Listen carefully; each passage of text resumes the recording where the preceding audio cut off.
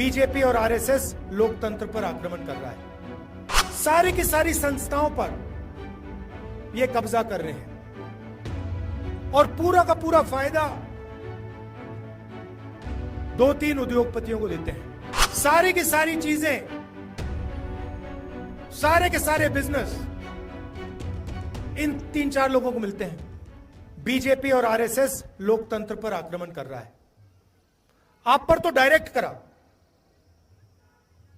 सीधा आपको कहा कि भैया स्टेटहुड हम आपसे छीन रहे हैं, हम आपको यूनियन टेरिटरी बना रहे हैं। मगर यह पूरे देश में हो रहा है। मणिपुर में देखिए, हिंदुस्तान के सारे इंस्टीट्यूशन देखिए, इलेक्शन कमीशन देखिए, ब्यूरोक्रेसी देखिए, मीडिया देखिए, सारी की सारी संस्थाओं पर यह कब्जा कर रहे हैं और पूरा का पूरा फायदा 2-3 उद्योगपतियों को देते हैं।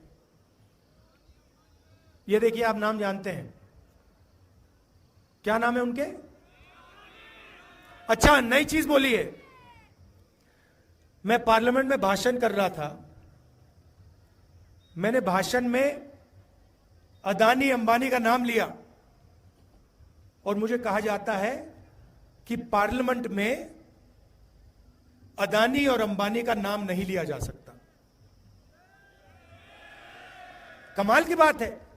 एयरपोर्ट पे लगाया जा सकता है, सड़कों पे लगाया जा सकता है, पोर्ट्स पे लगाया जा सकता है, हर धंधे में उनका नाम दिखाई देता है, चाहे वो सेब का धंधा हो, सब जगह उनका नाम दिखता है, मगर पार्लियामेंट में उनका नाम विपक्ष नहीं ले सकती।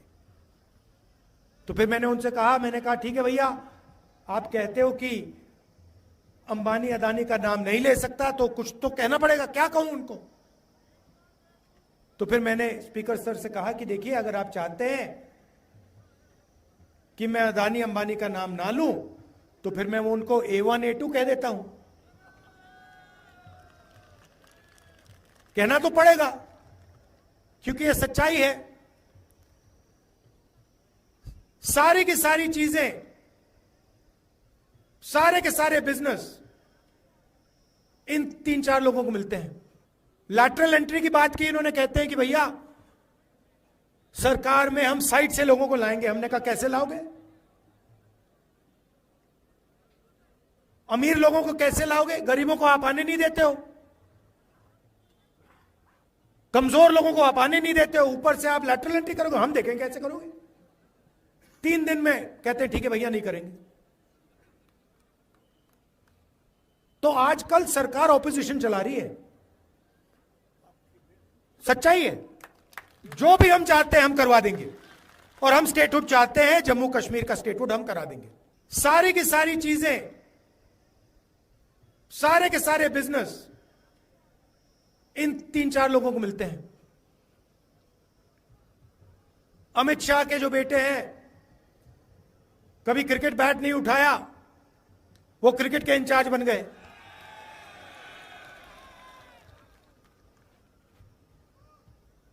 तो 6-7 लोग देश को चला रहे हैं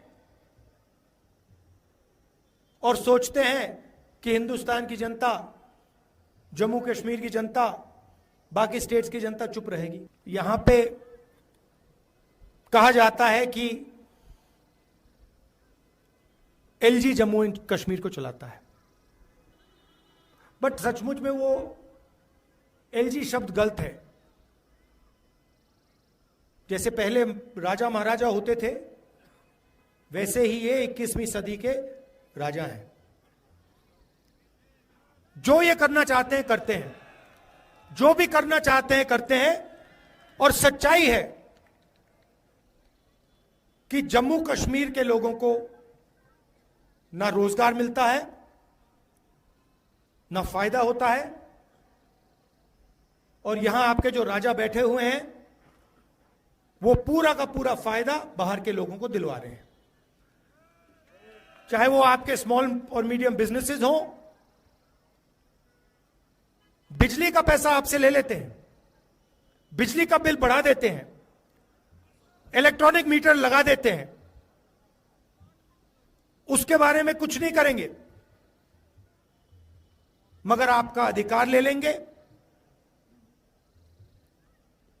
आपके जो यहां के बिजनेस हैं उनको दबा देंगे, कॉन्ट्रैक्ट्स बाहर के लोगों को दे देंगे और पूरा का पूरा फायदा या बीजेपी आरएसएस के कनेक्टेड लोगों को, बाहर के लोगों को मिलता है।